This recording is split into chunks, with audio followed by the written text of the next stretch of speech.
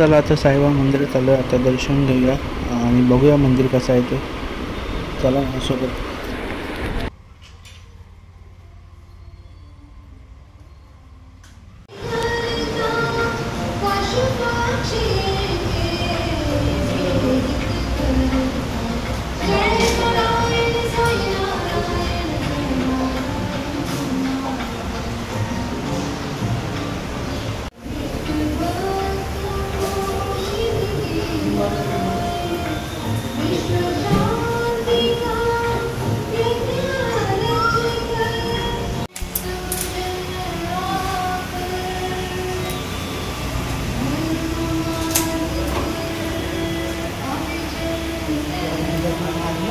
मोठी प्रतिमा साईबाबाची. इकडे बघ बजरंगबलीचं.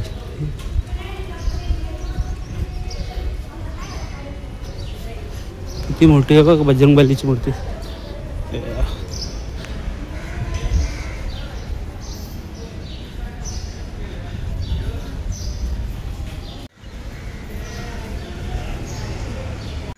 किती मोठी आहे बघ ना, केवढी मोठी असेल.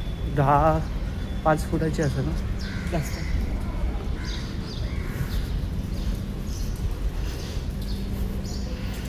असं आपल्याकडे हे आहे ना हनुमानची मूर्ती.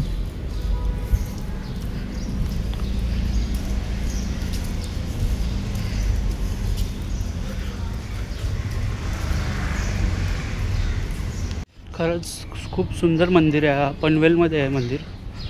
तर मी डिस्क्रिप्शनमध्ये बघेल, तुम्हाला ॲड्रेस द्यायचा प्रयत्न करेल. तर चला अजून बघूया मंदिर.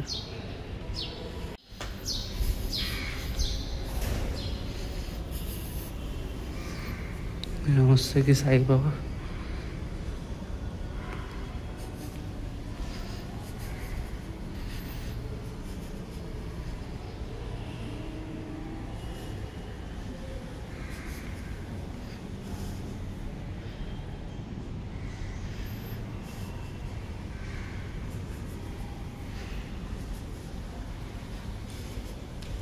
ओम साईराम, ओम साईराम.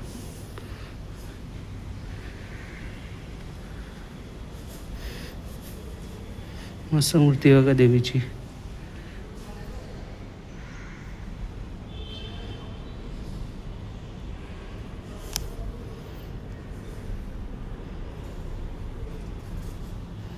साईबाबाचा जुना फोटो.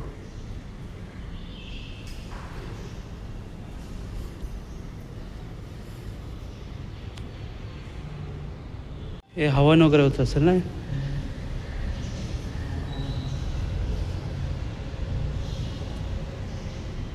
साईबाबा मंदिराची इकडनं दर्शन झालं आहे. आता निघूया पुढच्या प्रवासाला. आता बघू कुठला एक मंदिर अजून. तर चला आता मंदिरात जाऊ. पंचमुखी हनुमानच्या. ते पण पनवेललाच आहे. चला.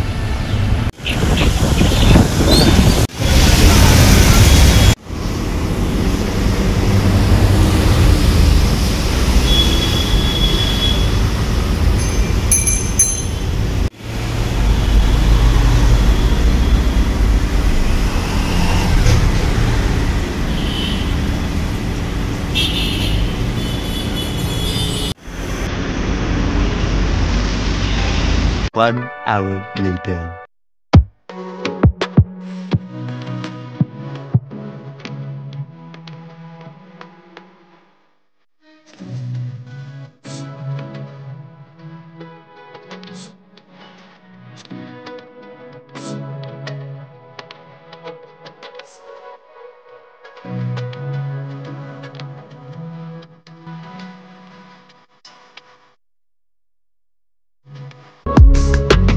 डोंगरातून पाणी पडतंय. हा रस्ता आणि या साईडला पण नदी आहे. चला आपण या साईडला पण नदी आणि असा मध्ये रस्ता, बाजूला डोंगर. काय निसर्ग आहे म्हणजे. त्याला पावसाळ्यात बोलतात ना बाहेर पडायचं ते.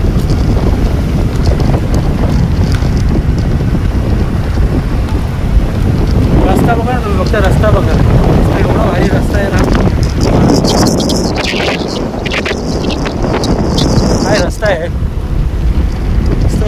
आणि मधून असा रस्ता. लोकेशनवरती पोचलो आहे. श्री विठ्ठल रुक्मिणी देवस्थान, गरम पाण्याचे कुंड. चला, तर आपण तर विठ्ठल रुक्मिणीच्या मंदिरामध्ये आलेलो आहे. तर जाऊया आणि त्याच्या पाठीमागेच गरम पाणीचं कुंड आहे, ते पण तुम्हाला दाखवतो. पहिला आपण मंदिरात जाऊ, दर्शन घेऊ. तर चला मंदिरात प्रवेश करूया.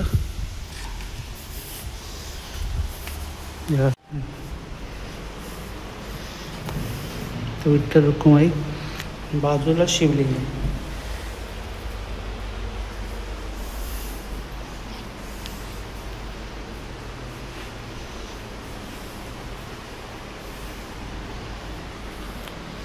आता आषाढी काही एकादशीला खूप गर्दी होती. आता पूर्ण मंदिर खाली आहे बघा एकदम. आणि एकदम शांत जागा, एकदम मस्त, एकदम रिलॅक्स होता. मी एवढा प्रवास केला, आता थोडंसं आराम रिलॅक्स होता. मी थोडंसं बसू, तिथं गरम पाण्याच्या कुंडाच्या इकडे जाऊ.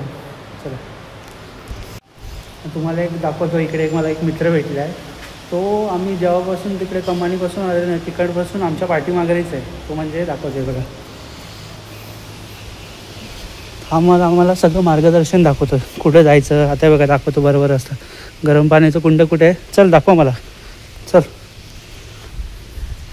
बघा, पूर्ण डायरेक्शन दाखवतो आम्हाला कसं जायचं आहे. सगळं बघा, पाठीच आहे बघा.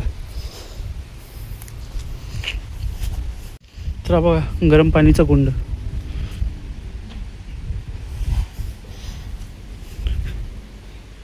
किती गरम पाणी, किती गरम आहे राहुल? मस्त गरम आहे. मस्त आहे ना. इकडे काय आणि ह्या साईडला एक आहे, दोन आहे. हा मोठा आहे आणि हा छोटा आहे. हे बघा, पाण्यात फायटा किती गरम आहे. जाम गरम पाणी आहे ना. भरपूर गरम पाणी आहे. विचार कर, पूर्ण निसर्गाने एवढं गरम पाणी केलं आहे. किती गरम पाणी आहे बघ. हे बघ, तुम्ही बुळबुळ निघत असेल. हे बघा, हा हे बघा, एवढा गरम पाणी आहे, आपोआप बुळबुळ निघतात. आणि हे पूर्ण निसर्गाने, कुठं गरम पाणीचं गिझर नाही लावलं आहे, काय नाही लावलं आहे. आणि हे पूर्ण 12 महिने पूर्ण गरम पाणी असतं. हा, निसर्गामध्ये काय हे आपल्यामध्ये एवढं नॅचरली. आता खूप जणांना वाटेल नाही खोटं आहे वगैरे, पण खरंच खूप नॅचरली आहे. मी ह्याची हिस्ट्री पूर्ण आपल्या डिस्क्रिप्शनमध्ये टाकतो, पूर्ण माहिती वगैरे काय आहे. इकडं मी पुजारा बघत होतो, इकडे आपले भटजी, ते सांगू शकतात का ह्याच्याबद्दल थोडी माहिती. पण कोणच नव्हतं इथं मंदिराजवळ. तर मी आपल्या गुगलवरून घेऊन तुम्हाला मी इकडे दाखवेल, तुम्हाला डिस्क्रिप्शनमध्ये टाकेल सगळी माहिती. खरंच इतकं ट्रॅव्हल करून आलं ना, थोडा उशीर आम्ही गरम पाण्यामध्ये पाय वगैरे ठेवलं ना, फ्रेश झालो पूर्ण. म्हणजे थकानच गेली आमची, एकदम रिलॅक्स वाटते.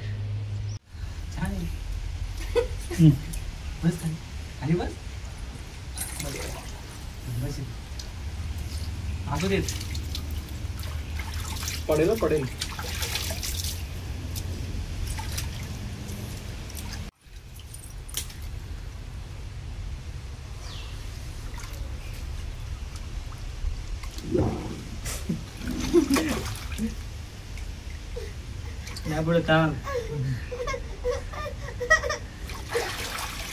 A few moments later.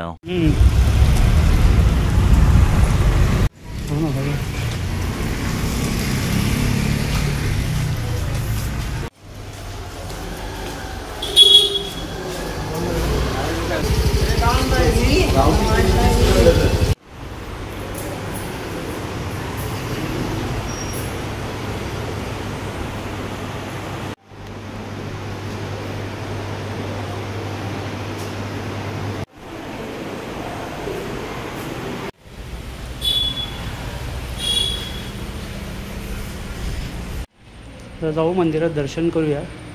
आज तर गर्दी नाही, लाईन नाही आहे. चला, आणि तुमच्याकडून पण सगळ्यांकडून मी प्रार्थना करतो देवाला.